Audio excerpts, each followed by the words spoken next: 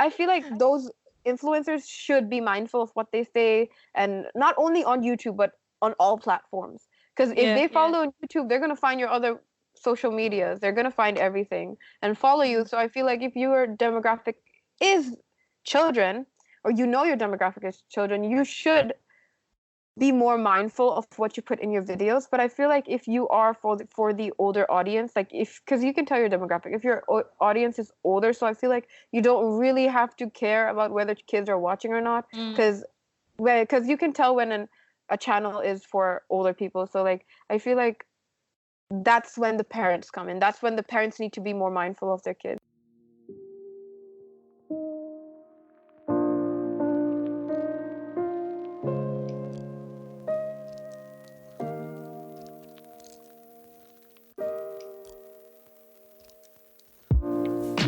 Hello and welcome to the Woman, Asian and Bloody Immigrant podcast.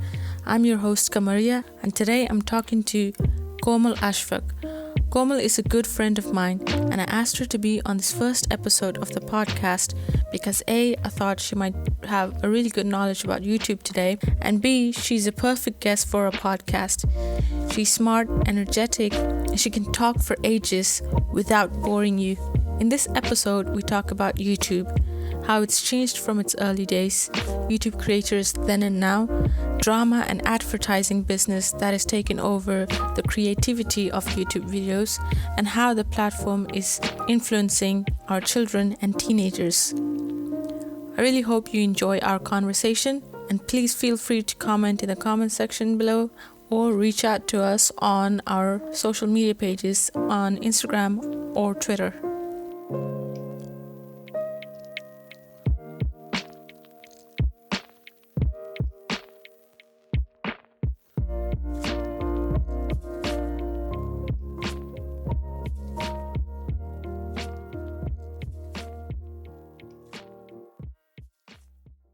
Do you still watch like YouTube? Like, remember when I remember when I was 15 and YouTube was like one of the most like regular medium I used to watch, like apart from TV. Do you still like regularly watch it? Yeah, I know there's Netflix, but YouTube is my main channel. Like that's the only place that I go most of the time. I don't really use Netflix that much. Really? Yeah, like I use it if someone's like forcing me to watch something. Otherwise, I'm always on YouTube. Who do you watch on YouTube? I watch. Okay, I'm not very diverse when it comes to my YouTube choices. Yeah. Like I'm literally only in the beauty community. Like I don't really watch Shane Dawson. I don't really watch like the other people. I probably watch Jenna Marbles occasionally. The OG Ryan. Mm-hmm. And I watch I used to watch James Charles, Jeffree Star, Tati Westbrook, all the controversial ones. Yeah. I watch a few Desi, like Ansi. She's like a Desi girl from Dubai. Like just a lot of different people. So you used to watch James Charles, like Yeah. You don't watch. Was that like before the drama when you? It was like actually, yeah, it was. But like the thing is, like I kind of stopped watching him slowly. I used to really, really like him. I even have his palette, and I don't really support YouTubers, like not personally. I never felt anything with them, so I never bought their merch or anything. But I really liked James Charles. I thought he was so cute, and he was doing makeup. He was so cute. I was like, oh my god, yay! And then he took out a colorful palette, and I was like, okay, perfect. Let's get a colorful palette. But then I don't know what happened, but I stopped watching his videos because they kind of, I get bored really easily. But obviously I still supported him, so I would just watch a little bit and leave. And then suddenly this drama came, and I was like, what do I do with this palette now? Sell it, I guess. Wait, you can't sell makeup products, can you? Not really. Okay. Yeah, that's a stupid thing to say. Anyway, like when it comes to YouTube, who do you watch? I've stopped watching YouTube for a long time. Like the only channel I watch now is Philip DeFranco, the guy who does news. Yeah. That's it. Other than that, like I don't like. I mean, I still go on YouTube, but I don't have like specific channels. I watch. I just watch if I want to like watch an analysis on a movie or something like that. I'll just go. I like those kind of Nerdwriter or Captain Christian. They make like video essays on like movies and albums, like music albums. Right. Those are really interesting. You should give them a try. Like this Captain Christian, he made a video on Frank Ocean and on Childish Gambino, and like on their career, and it's like a really good appreciative video on those artists. Like you really appreciate them aside than the music that they release. So it's kind of like mini documentaries of the artists. You can say that. Yeah, you can say that. I'm literally so like, I literally only watch beauty. Like, I'm not kidding. Like, maybe I would watch occasional like documentaries, but literally beauty, everything. Yeah. Did you ever did you used to watch Superwoman or like Nigga Higa or those kind of? Oh yeah, channels? Of course. OG Michelle Phan, OG beauty. Yeah. Is she still on? No, she's not. Really? Yeah, because you know what? She started like when she got a lot of success, because she was literally the beauty YouTuber. Like, she started beauty, okay? And then she got the opportunity to have her own brand, and it didn't work out. And then I guess because so many expectations were on her, and when her brand didn't do well, she got so much backlash. And then I think she got really like, obviously, depression. Like, she made like a whole video explaining what happened, and so she had some problem with her company as well. So she parted ways, and then she just ran away to Paris or something. Wow. And she never posted a video story. For that. When was this? I don't remember. Quite a few years ago, actually. Yeah. Wow. I really miss her. I still love her. Like, I rewatch some of her videos sometimes. She was like the first beauty influence I can ever remember in my life. Because I feel like whenever I go on YouTube, there's too many drama and like, oh my god, like, B class celebrities, B-list celebrities who are like on tabloids, and just their careers are just full of dramas more than creative projects. That's how I feel like YouTube has turned into. I don't see the old, like, I used to go on YouTube, and there was a new comedic video from Smosh. There was a new video from Ryan Higa, a new video from like epic rap battles. Remember that? Slow-mo guys. I loved epic rap battles. I still remember all the lyrics. Exactly. Like, there was so much like new ideas and new creativity, and I feel like that's like really, really lacking in YouTube right now.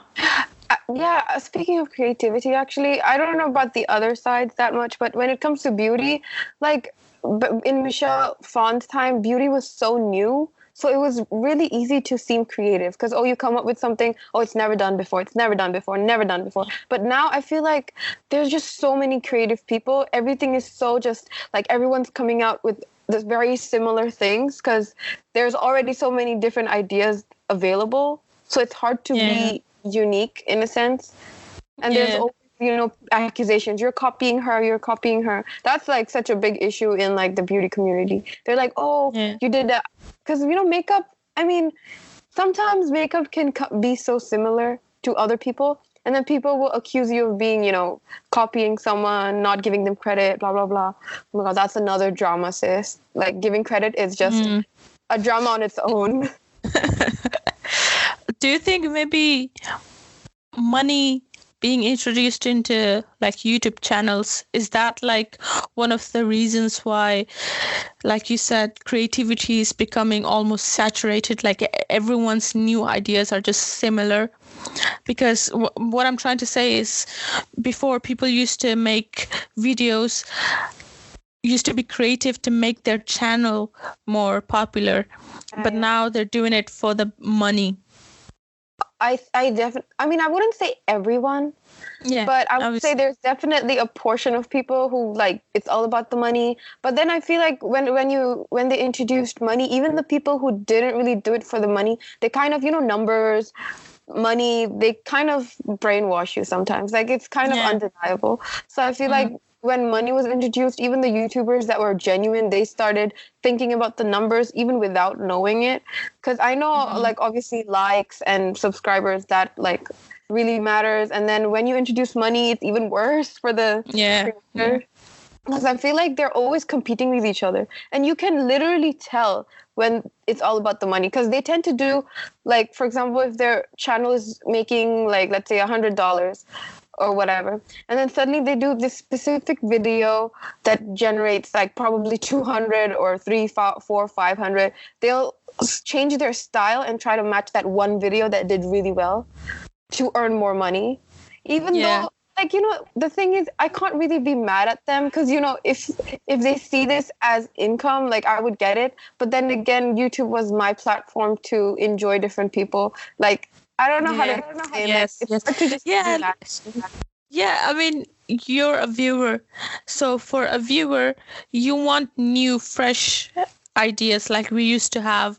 So as a viewer, because like you said, you don't want to be mad at them, but it was also your platform as a viewer. So if you have a bunch of creators just doing the same stuff for the money, it obviously feels like they've forgotten about the audience, about who were there for them in the first place, like the free subscribers.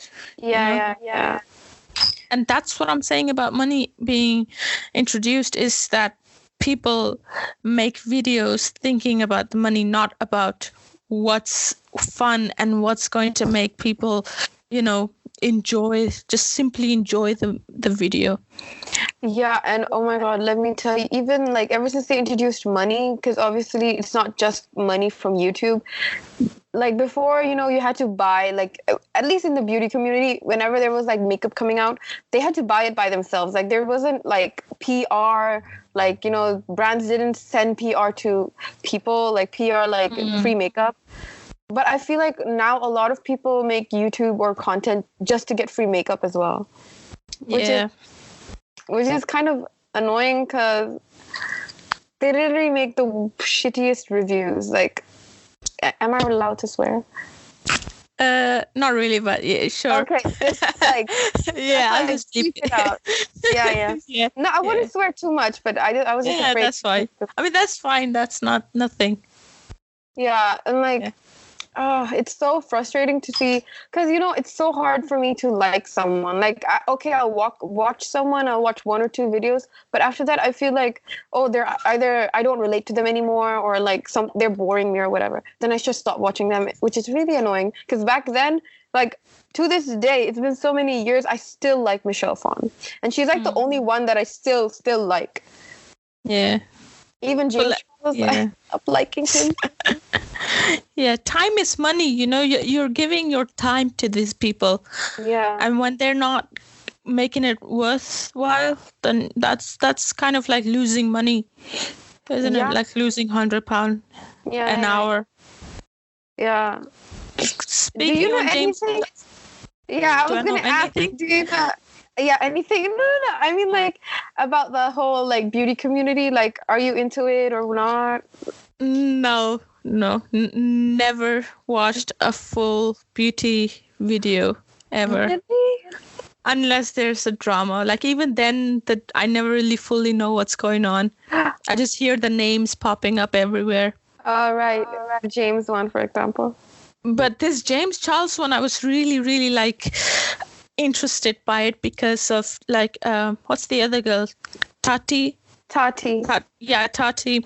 Because I saw her video and she was like so upset. Like she wasn't like this. Like, her video is the first time where I felt like she wasn't doing it for the drama, to escalate the drama. She was trying to actually like stop it.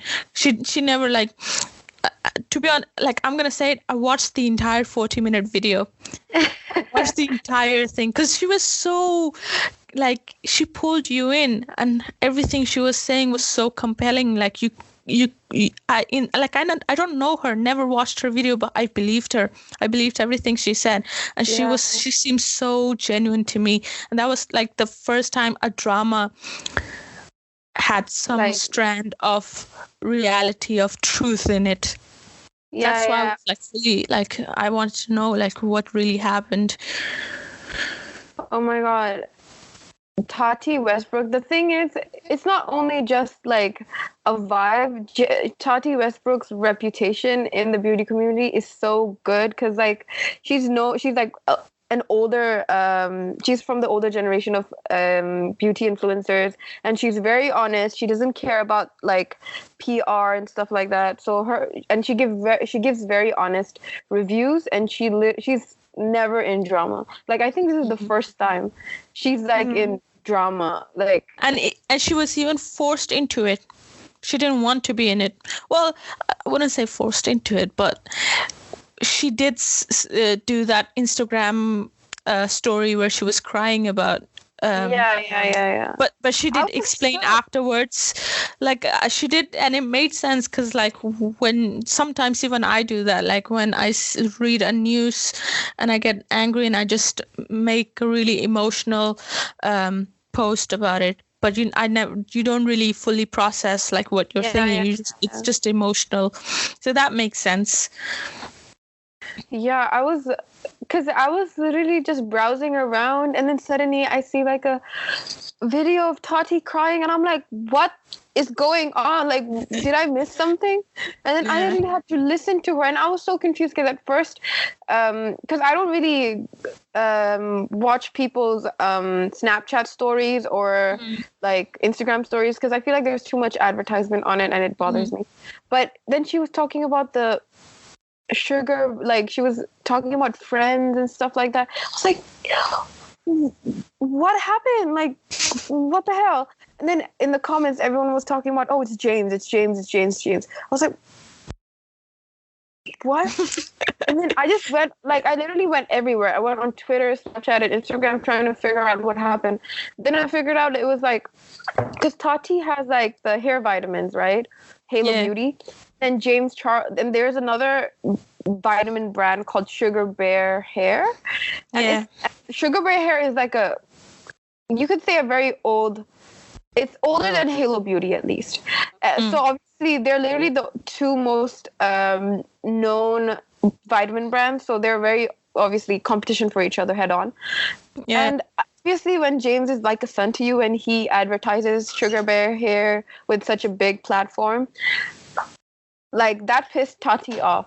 But obviously, I mean, I'm gonna be honest. I mean, obviously, I understand because I'm also that person. Like, if I had a friend who like did something like that, I'd be like, "Oh, you're disrespecting me" and stuff like that. But it was still like, why is she crying so much? I was like, it's not just the hair vitamins. It's not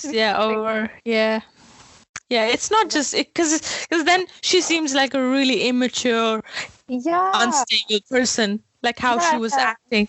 Yeah, exactly. Oh my God. And she was talking, oh my God.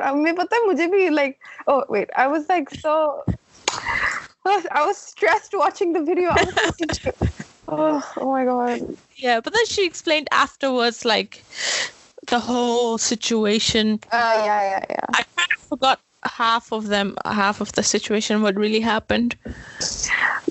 Sis, I feel like there's so much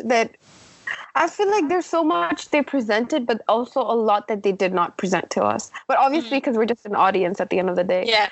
But I literally, let me tell you, girl, this drama was so annoying for me because I love James Charles. Like, I'm not going to lie. I'm like, I know he had like the whole Ebola scandal and everything, but I feel like he was what? He was 16, 15? Like, as we were talking before, like, you know, we're young, we make mistakes. So I was like, you know, he said sorry and everything.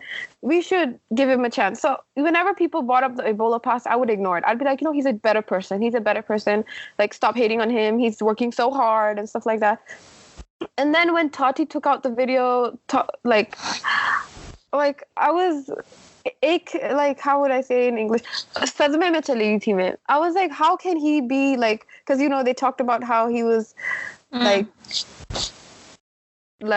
kind of enforcing his sexuality on other people who didn't want to do that with him. Yeah, exactly. And also that he's really about the money and just too much in his head about the fame and stuff like that.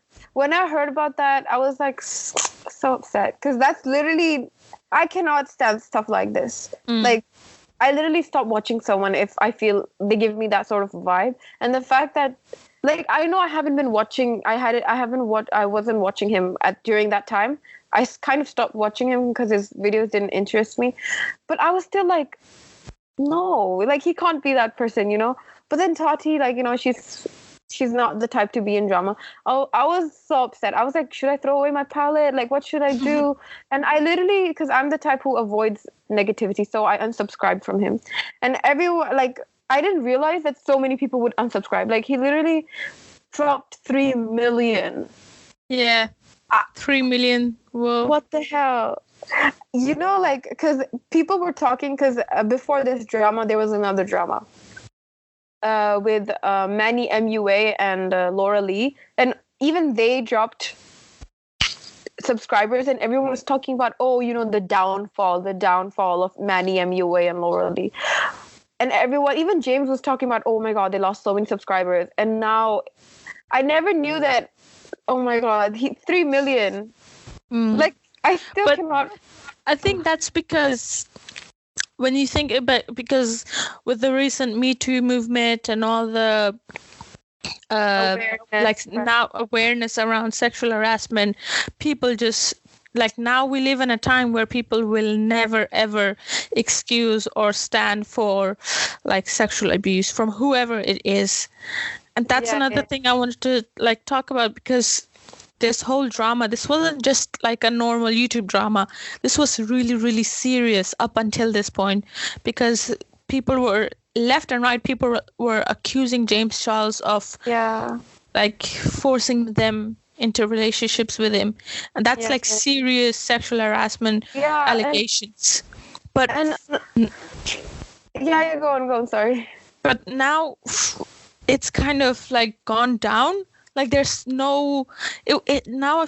I think this is really dangerous that in the thick of the drama, this was like the biggest thing people were talking about, like the biggest reason people were dumping James Charles. But after his reply to Tati Westbrook with his video, I didn't watch that video, but after that he regained some followers, and people are now like just brushing everything under the rug. And I think that's really, really, really concerning, because this is not just a drama anymore. This is serious. He had 2 videos. Which one are you talking about? I think you're talking about the bigger one with the receipts. The receipts one. Yeah, that one. He made 2 videos basically. So, because you didn't watch, so I'm gonna tell you. Yeah. Like, the first video was just like a really quick, like literally 7-minute video, so messy. Like, I felt embarrassed for James. I was like, you should not have done that. But obviously, I feel like just like Tati, he was emotional and whatever, and he just turned on the camera and started talking. He got a lot of backlash for that. Like, people making him people making him a clown. But his second video, he had like screenshots. Another thing in the beauty community, I don't know about the others, but in beauty community, you have to have receipts. Receipts, like proof. You can't just make like allegations. You can't just, like, say that, she said that, she said this. And James bought a lot of receipts, like all the text messages, all the screenshots. He was like showing. So basically what he said was all the interaction that he had with the physical interaction that he had with the boys was all with consent.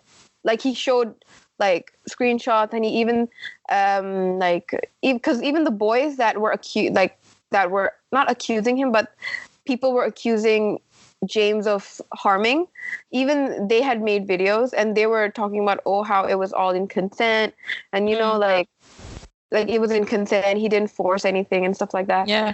And I feel like a lot of that's what happened with that. And he explained how, like, he literally, I'm telling you, if you watch that video, even tum bhi bologe ke, like, who's right, who's wrong, what's going on. Because even, like, I really can't say this situation is black and white. Because when I watched Tati's video, I was like, oh my God, I can't believe James did this. I can't believe James did this. But then when I watched James, I was like, why is it just a small, like, because James explained his side so well that Tati's video, like, it was so on the same level. Like, they were explaining themselves so well, so it was kind of hard to tell, like, who's right, who's wrong, or who's like, I don't know, like, how to explain. And I just feel like us as an audience should just stay as an audience, because I feel like this drama is, unless we knew everything, we can't do anything about it. Because see, like, I really thought this was gonna go on for longer, like the drama.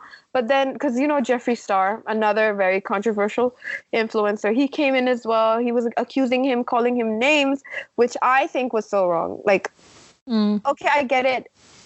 They know more than us, but you can't just call someone a sexual predator if you cannot show us why. Because it literally looks like, I'm not saying he like James Charles both like, oh my God, he's such a good person. Him. But I'm just saying that when we don't know what's happening and you're just calling someone a sexual predator, that's literally, in my eyes, when I was looking at it, I was like, he's just throwing the word around. Yeah, that was really, really responsible. He didn't, like you said, he was just throwing the word around. He was just, I feel like he was just looking for maximum, like, impact. Yeah. When he was saying that, like, full on, like, you know, like, okay, everyone's calm down. Let me just pull the spotlight to myself by saying this really ridiculous and scandalous thing. Yeah. That's what I felt from him. So crazy. Like, I cannot even... Let's move on from this mess. I hate this. I'm having a headache now. Same. I know. I'm telling you, this is such a... Like, I didn't know who to believe and who to not believe. And I was just like, who's telling the truth? And, you know, they keep... Like, girl, they post videos on YouTube and they also post Snapchat. They also post Twitter. Like, where should I keep tabs? Like, where should I keep my eyes on? See, this makes me... like, how old are you again? I'm 20. You're 20. You're 20. 12-year-olds today have Instagram, Snapchat, Facebook, Tumblr, whatever other social media platforms there are. They have everything. They have access to everything, and they follow these people. You're an adult, and you're like, you kind of fully understand the seriousness of sexual abuse allegations, and you understand the seriousness of, like, these kind of things that they talk about, betrayal and loyalty and all this stuff. 12-year-old, 13-year-olds, they don't... I'm not saying they don't understand. They're not kids, but it's also like you said, you're saying you don't understand, you don't know who's telling the truth. Imagine a 12-year-old who's like easily impressionable, easily influenced. Like, exactly. I'm just really concerned about 12 to 17-year-olds who are on, like, who out of every other medium, TV or whatever, they watch YouTube a lot nowadays, and this is their daily content. Like, imagine these dramas and these PR stunts being someone's daily content, being someone's, like, daily intake of, I guess, human interaction and activity. Like, what kind of message are they getting about how we should be treating people? Like, you just mentioned Jeffree Star buys his friends expensive things. Now, he will probably, like, you know about that. 12-year-olds will know about that, and they'll think, okay, that's how friendships are. That's my goal, or that's normal. These dramas are normal. And you know what?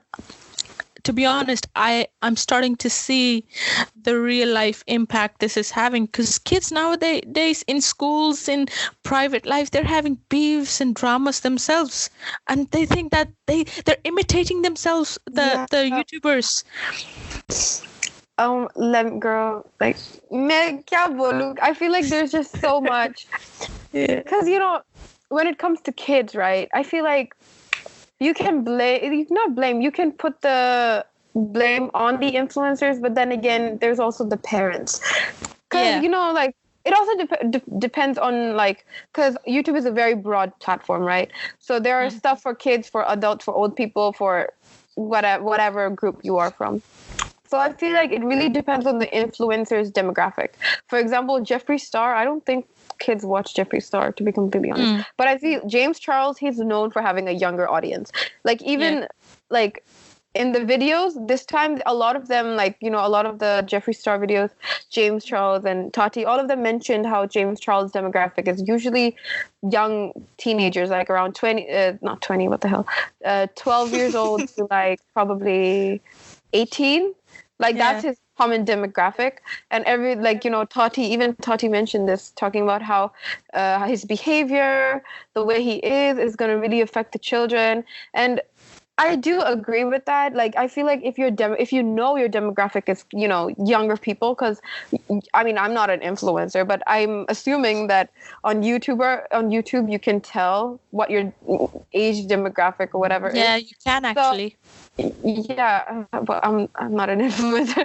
But like, I feel like those influencers should be mindful of what they say, and not only on YouTube but on all platforms. Because if they follow on YouTube, they're gonna find your other social medias. They're gonna find everything and follow you. So I feel like if your demographic is children, or your demographic is children, you should be more mindful of what you put in your videos. But I feel like if you are for the older audience, like, because you can tell your demographic if your audience is older, so I feel like you don't really have to care about whether kids are watching or not, because you can tell when a channel is for older people. So like, I feel like that's when the parents come in. That's when the parents need to be more mindful of their kids.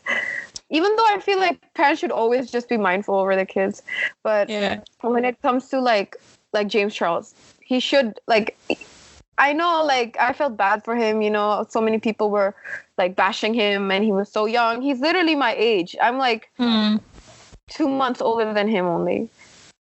So like, I felt like, if so much like, older people were being mad at me and everyone was hating on me, I would be so depressed. Like, I know it's being like biased or whatever, but I'm really trying to see, like, put myself in James' shoes, and I would be really depressed. Like, okay, because when you get money and stuff like that, I feel like you do get influenced.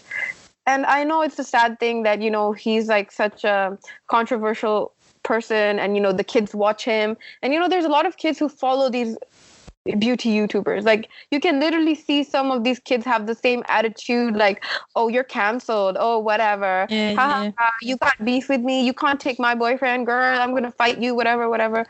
And it's like, I want to shake these kids, like, no, this is not real, like, this is not real, this is all an act, wake up, chill. Oh my god. It's not just like James Charles, even. It's like, remember, there are people like Logan Paul and Jake Paul and KSI and Rice Gum and Gabby and these kind of weird ass people on this channel, on this platform. Like, these people, like, when I look at them, I'm like, I can't believe people watch them. I can't believe, like, I saw this video on Instagram where young, like, they were clearly 11, 12-year-old kids were waiting outside Jake Paul's house. Same, I think I watched that as well. And I feel like Jake Paul, like, they're watching Jake Paul. I hate that guy. I don't, oh my god, he's so, for me, before I found out that his demographic is so young, I was just like, oh, I always assumed that was just his fake personality for YouTube. Yeah. Like, I just thought it was a joke. Like, even the diss tracks, like, I actually found out later that, oh, it's actually kind of real or whatever. Yeah. Like, this is actual beef. Like, I always thought it was just jokes. Like, like how epic rap battles of history, like, it was all jokes, right? So I thought that's what it is. Like, behind the scenes. See, this is what's crazy is that these people, like, think about it. What is their content? When I ask you what's Nigga Hager's content, what's Epic Rap Battle's content, what's Superwoman's content, you will have an answer. You'll be like, they make comedic videos, they make skits, they make music videos, stuff like that. Yeah. What did Logan Paul, Jake Paul, what did these people make? Just drama, just diss tracks? Exactly. Oh my god, like Logan Paul, I cannot watch his video because I don't know what his videos are about. Like a lot of because nowadays I feel like social media has replaced interaction, like social interaction, so much that even something simple is like you can become a YouTuber through anything, basically. Yeah. Like people literally vlogging. Like I know vlogging is like before vlogging wasn't popular. Like it's been in the recent few, like 1 or 2 years, vlogging has been so popular, and Jake Paul even has a vlogging channel. Like people have separate vlogging channels, and Jake Paul, I don't think I've ever liked his videos. Like I've never understood them. I've always found them so embarrassing, like secondhand embarrassment. That's what I got. But I always thought it was just a joke. Like behind the scenes, they're all friends. This is just to be entertaining or whatever. Because that's how old YouTube was, right? Everyone's making fake diss battles, and it was all just a joke. Just making fun of each other. Yeah, and then I realized when I watched the video with the kids that this is real. Like people. This is real. This is actual. Like this is their really this is their daily problem. Like this is actually their problem, and they're kids who think this is a problem. No, but oh my god, this is it's even their drama. I've heard Logan Paul and Jake Paul had a beef between each other, like the brothers having a beef with each other. But the thing is, even their drama are not real. This is how they make money. That's what I'm saying. This is how they're making money, by just creating drama. That's so that makes me really mad. Toxic content, exactly. Toxic content. It makes me really mad because this is not creativity. It's nothing. It's just garbage. Total garbage. It's like YouTube from Oscars. It's now a tabloid on a magazine stand with really scandalous pictures and stupid headlines. That's what it is now. It's that YouTube video, the titles, they bother me so much. Clickbait. All of them are clickbaits. It's like I can't trust nobody. Like all of these people are just trying to get me to watch it, and the whole time I'm just waiting for the main point to happen, and it's literally not even kya tha ye? Like, why did I just waste my time watching this? See, that's what I'm saying with tabloids. Have you seen the weird headlines tabloids have? TMZ, Selena Gomez is pregnant for the 5th time in a year. Even on Snapchat, I can't stand going through Snapchat news because all of them are literally oh my god, Kendall Jenner has a pimple on her face. What's up with Snapchat? I hate the Snapchat Discovery, whatever page that is. It's all just irrelevant tabloid pictures. Yeah, and they're showing celebrities in bikinis, and they're like, oh my god, she's wearing a skimpy bikini. Okay, I don't care. So what am I supposed to do? Is this how you collect your income? That's exactly. Embarrassing. I'm okay, she's wearing a bikini. What should I do? Yeah. Okay, be jealous. That's it. Be jealous. Are you jealous? Body yaddy yaddy. I don't have that. Okay. Do you think all this happened because fame and this celebrity status is now associated with YouTubers? Because before, YouTubers were just they were kind of common man, humble creators, I feel like. And now they get invited to award shows and talk shows and everything. Yeah. So whenever I feel like fame, money, whenever those two get introduced into something, it just becomes toxic because people forget themselves. People just, especially on a public front, Because we always talk about, people always talk about how on social media we act like someone else, but from the person we are in real life. Imagine you are a public person and you have to be so different to who you are in front of the camera. It kind of makes sense that you start to slowly forget yourself and you start to get really like caught up in the money and the spotlight and everything. Yeah, I feel like, the thing we were talking about, the whole celebrity status being, associated with YouTubers nowadays. There was a time where it was really like hard for YouTubers or any, like, people didn't think of inviting these influencers to events like Marc Jacobs, like Dior, whatever. They didn't invite influencers. They just used celebrities, right? But because hiring an influencer would be cheaper, because I mean, in the beginning, at least, it was cheaper to get an influencer instead. Yeah. But now, obviously, oh wait, you were not in this drama, but there was also another drama about how I've never been in a YouTube drama. I'm only in like beauty community drama, girl. But there was also like drama about how, influencers, they charge a lot of money to like advertise brands. Like literally, like a beauty YouTuber could just, I'm using this eye cream today. Look at how nice it is. 5 seconds, 10 seconds, they'll charge you probably $20,000, $30,000. There's no like, like there's not like pakka, like this is how much they charge. But there's rumors that this is how much they charge. Like even to just use something on camera to show it properly. Oh, look at this. It's like a lot of money now. That's how you make business. That's why I can't even trust a lot of like beauty YouTubers, because they're trying to earn money. The more brands they introduce, show, advertise, the more money they make, right? And they have codes, they earn money from that. So that's money everywhere. Everything is associated with getting money. I feel like influencers even make friends with people that would help boost their status. Yeah, it's like, it's so sad because you can never tell who are actually friends, who are not friends, or whatever. So another thing, because obviously I've been watching beauty for so long, and like personally, like as a audience, I always felt like every time a beauty influencer, because they're thinking about is getting money, advertising. So every time they introduced something and said, "Oh my God, this is so amazing," I wanted to go get it. Like, for example, if I was watching someone like Nikki Tutorials, she's also a big YouTuber. If she said, "Oh, I love this brush set, I want to get it," like, "Oh, it's so good," I'd be like, "Oh my God, I want to get it. I need to get it, blah, blah, blah, blah, blah, blah, blah, blah." And I would like save money to try to get whatever she was talking about. And then also, because and then that would make me broke as hell. But obviously I have a job, so that's okay, and I'm an adult, so I should know what is right, what is wrong. But then when you're a kid, you're used to ask your parents, right?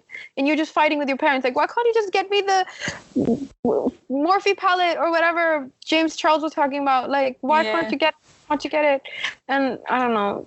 It's like, I feel like it's kind of like when I used to be a kid and I used to watch Cartoon Network, and in between shows they used to show like a lot of toy advertisements, and I was I want to get that, I want to get this, I want to get that, and then I would like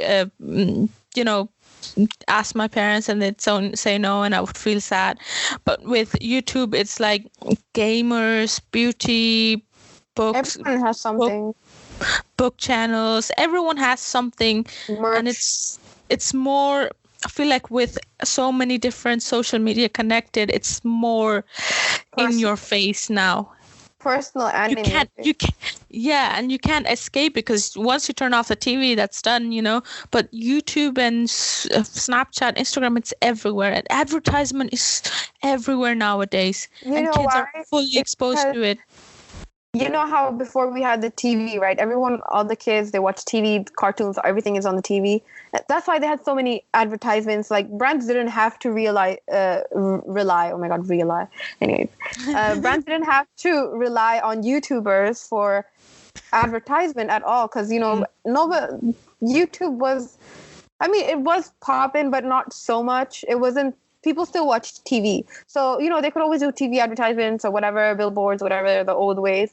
But then when your audience starts moving to, YouTube, everything to a specific platform, brands had to find other ways to advertise their products. Because you can put so many advertisement on a TV, but if it's never on, useless, right? So when everyone moved to YouTube, brands started using influencers to put their products in. Even that's why we're seeing all this change, because that's why influencers are now being invited to these big shows, because it's not because they are really creative and they're really trailblazers or anything like that. It's because for the brands, the big companies, they're just like another way to advertise the brand's product. Marketing, another way of marketing, exactly. That's because, like you said before, we didn't have YouTube creators, influencers on any of these big events, because they weren't doing the money stuff. They weren't involved in that. They were just making their own videos. They were just being creative. So obviously, wherever you have money being introduced, you have these big brands, big corporates entering. And with my slightly anti-capitalist feelings, I hate that, because wherever money enters, the whole environment becomes toxic. YouTube community at the moment is so toxic. Like, I hate YouTube the YouTube community. It's not like, remember when it was so happy and ridiculous? Like, people came out with the most stupidest ideas for a video, but it was so entertaining. The slow-mo guys just smashing a television and playing it in slow motion, but it was so entertaining to watch. Like, who would have thought that would be a really successful idea? But it is, because it's creative. Yeah, back then, because when it comes to beauty, it was before. I feel like beauty is a little like getting really mixed up, because before beauty, YouTubers only did beauty, like how to do your brows, how to do whatever. But then, obviously, people kind of get bored of how to do your brows. How many times can you do this video? 2 times maximum, right? Yeah. 3 if you're really if you're really doing something amazing. 3 maybe. Bored of the same content. So I feel like a lot of the influencers, because beauty is such a small box, right? So in order to gain more audience or be more interesting, they start incorporating, like, having collabs with other YouTubers from completely different channels, or doing challenges, like ridiculous challenges, honestly. Like, I've always hated challenges. I don't know why people like them. I mean, whatever, entertaining. Yeah. Okay, I get it. But personally, I never understood challenges. They're kind of ridiculous to me. So you mentioned a few times, like, as an audience, being disappointed, being mad with the drama, the toxic environment, and you losing your time because you don't think the content you're receiving now is, like, really interesting or worthwhile. So, like, do you think there is a way for us as audience to send a message to these quote creators that we don't want this drama nonsense, we just want the old YouTube back where you just create videos with I feel like it's gonna be really hard, because it's all about, you could write tons of messages. If a lot of people sent messages, that would work. Or if the audience stopped interacted with drama. Because, like, how do I say it? Like, response milta hai, tab bhi to wo ye kaam karte hain. Like, if they get a response, they do these things because they get responses. But I have to say something to that is, like, Logan Paul, James Charles, KSI, these people, everyone knows their main demographic is young kids. Whatever you show to young kids, they love, like, I think, as a kid, remember when in the school playground someone started fighting and everyone would just gather around and like fight or whatever. Or whenever something happened in school, the rumors would spread around and everyone was involved in it. Kids get like really sucked into that kind of thing. What's making me mad is that these people know, okay, my audience is 12 to 15. If I just make up all this drama, they're going to watch me and they're going to be fully interactive, like in viewership and in commenting, and my monetization is going to go up. This is, I feel like, maybe it's a heavy word, but this is sinister way of using their like young audience. Yeah, oh my God. The thing is, because I'm like older, right? So I keep forgetting that these kids exist. We forget because we're 20-year-olds. We forget, and to us this is different. But I feel like for the younger kids, we know that there is a strand of fakeness to this. I don't think the young kids the whole like strand, like a whole bundle, sis. Yeah. Like we understand that most of this is just PR stunt. Yeah. But like, for example, Logan Paul, he had that Japan suicide forest thing. God, that was crazy. I could not believe that. The crazy thing, the even crazier thing is after that whole drama, and then after he came back like a month later and he did the whole electrocuting a rat thing, his you didn't know that? I'll tell you that later. But the point is, with all that drama, you would think that people would stop watching him, but his subscriber count went up. With every single drama he has, his subscriber count goes up and he earns more money. Oh my God, it's so sad. Even how old is Logan again? How old are these people? 26 something. He's old. Jake Paul is like in his early 20s. Yeah, I don't know. Maybe. He looks 26. Let me Google that quick. Can I be honest? Their content is so like... He's 24. I thought they were younger. 24. What the hell? Yeah. I thought they were like 19, 18. Because they're so immature. Like, their content is so immature. So I was just like, okay, maybe they are kids or whatever. Oh my God, they're older than me.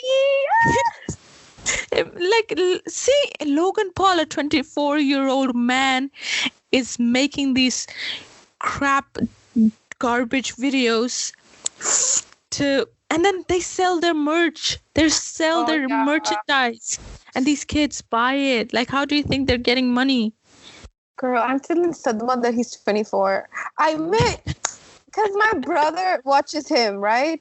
And I used to tell my brother, like, you shouldn't be watching these people. Their content is not healthy. It's not good. Like, like, obviously I can't force him, like, stop watching. But I do tell him, like, you need to, this is all fake. You need to realize that and stuff like that. I always give him lectures. Like, if he does something that I feel like, you know what? I feel like my siblings, because, YouTube has been their childhood. They act like YouTubers. I'm not even kidding. That's what I'm saying. Nowadays, I just I'm kind of like, I blame YouTube for my siblings' behavior. They're so like obnoxious because everyone on YouTube, like, they have to be obnoxious to, like. Yeah. I mean, on YouTube it doesn't seem obnoxious, but I feel in real life everyone. Remember Sharpay, the Sharpay from High School Music? Everyone is that nowadays. Everyone is her nowadays. Everyone just wants to be like. There's no. I feel like because, like I said, social media and on YouTube, there is like everyone has dual identity. You're a different person online, and then you're a different person in real life. Because of that, people nowadays don't have the time to just sit alone and just spend time with themselves. Watch a movie, read a book, listen to a song, and like get to know themselves. Nowadays, everyone is online 24/7. that they don't know who they are. Everyone talks the same way. Everyone says the same things. Everyone thinks the same way. Are you accusing me? I'm just saying generally. Yeah, I know what you mean. Teenagers and kids. Like, I'm on the bus and there's a group of 10 teenagers and they're all speaking in the same like tone, same. I don't know if I'm making sense, but there is. I don't see like a personality. Obviously, I don't know them personally, so I wouldn't see any personality. But I just don't see. I feel obnoxious when I say this, but there is no individuality around a person's vibe or aura nowadays. Even here in the UK, when you're walking down the street, you'll see 10 different girls wearing the same kind of shoes, 10 different guys wearing the same kind of shoes, same outfits, because everyone is so caught up in trying to follow trends. Right. And I blame YouTube and social media and all these platforms for that. Because, like, social media is like, how everything has a standard, right? So social media, beauty, like because YouTube was introduced. And, and before, like when there was not YouTube, it was just like advertisements of beauty or whatever. Yeah. Like, because when it comes to a celebrity, for example, like not Kendall Jenner, she's not a good example. Like Beyonce. Like proper celebrities. Yes. Like, yes. I feel like you're so out of touch with them that you do understand that, okay, exactly, that beauty is not attainable. I mean, no, I'm not saying unattainable, but, I shouldn't be striving for that because she's like a different, like, by Beyonce, like she's over there. You know what I mean? You would understand where you're standing. Yeah. With YouTube and everything, yeah. Yeah, but with YouTube, they are like the personal level. It's so personal when it comes to YouTube. Like they're making content just you. Like even when they're vlogging, they're not even talking like, oh my God, I'm here, blah, blah, blah. They're mostly like, oh, I'm here and I want to show you guys. I'm going to show you. This is for you guys. Thank you. Do you know what I mean? So it feels more personal. So it feels like, oh, okay, like I could be like them. Like, okay, I could live like them. Oh, they're doing this. Like, how your friends, that when you're talking, you're like, oh my God, I got this new bag. Oh, wait, I should go get that bag too. Oh my God, I love that bag. Just things like that. So I feel like the YouTube standard seems more attainable to the audience. Yeah. Like it seems like, okay, someone got a Morphe palette. Oh, I should get a Morphe palette, Like people don't really think about, because also these YouTubers, they're like, obviously every person has their own sense of money as well. Like if I say something is affordable or if someone else says something is affordable, doesn't mean it will be affordable for the other person. But then these beauty YouTubers have so much money. They're like, this is so affordable, but it's like a $300 palette or it's like a $700 brush set, which is expensive for me, but they're influencers. They'll say to people and people will be like, oh my God, why can't I afford it? It's affordable, right? So, like, are you content with YouTube right now? No, because there's so much heavy advertisement. Like you can never tell. Yeah, you were saying there's so much you don't know what they're promoting is real or not. Oh, you were actually saying that you want videos with more purpose. Yeah, like because I don't like I mean, this is just personally. I'm not saying there's wrong with other creators like content, but personally, I would like no clickbaits, please. Yes. Like I hate it when the actual title, like for example, my mom got locked out of the house or whatever, and that part is only like 2 minutes. Like if that's the title, 2 minutes. That's being generous. 2 minutes. Yeah, I know. It's like, speaking of this, sister, let me tell you. This is back in the James Charles drama, but it's really related to this. It's actually a really good drama you picked to talk about. So after this whole James Charles drama, obviously people are looking at James Charles. All eyes on James Charles and his friends. Like, will they retweet something that's gonna, kind of indirectly talk about the drama? Will they say something?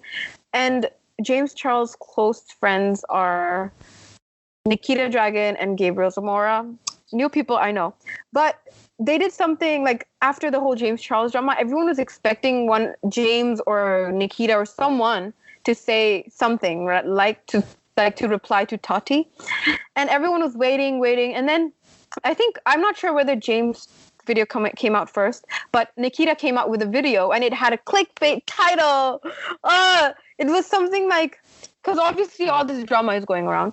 She makes a purposeful title saying, "Finally getting this off my chest." Like, something like that. Oh. It was something around that title. And everyone was like, obviously after, because this James Charles drama gained so much attention, even outside of the beauty community, that obviously a lot of people clicked on her video like, oh my god, she's best friends with James, so she of something about James, so everyone click, but it's literally the actual video. I haven't watched it, so I don't have I can't say it 100%, but apparently the video was just an literally they didn't talk about the James Charles drama. It was literally something about, because she has her own brand, like her beauty brand, so she was literally just advertising her brand. This is called business tragedy. You see something like crazy is going on there, you just take advantage of it. Opportunity. Yeah. And but yeah, again, it brings us back to our point, is that no one is really making content for creativity because they are creative. They're just making content because they want money. Advertisements and all these partnerships and stuff like that. Sponsorship. This is one thing I want out of YouTube.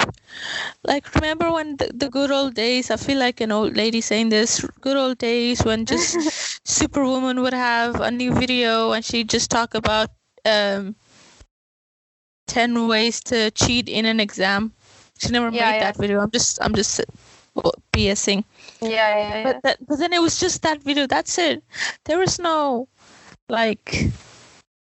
other intentions with that. There was no money involved. It was just pure. I feel like I'm repeating myself, but pure creativity. Pure creativity. That's it. It's not the same anymore, obviously.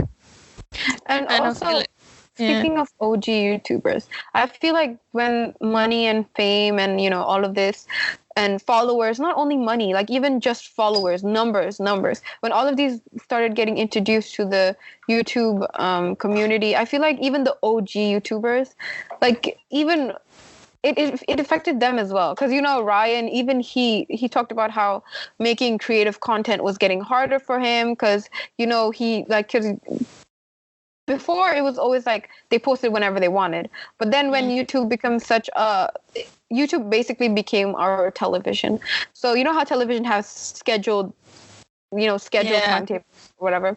So YouTube started to have timetables as well. So influencers are uploading on every Monday, every Tuesday. And Ryan was talking about how it was hard for him to become creative because, people demanded him to be so consistent. And obviously creativity is not, it's hard to be consistently creative. So I don't know if anyone remembers. I think people do remember. He took a break. He doesn't come out with videos that often. He comes out. When he does, they're really good, but he does take a lot of time making them, which is why they're so good.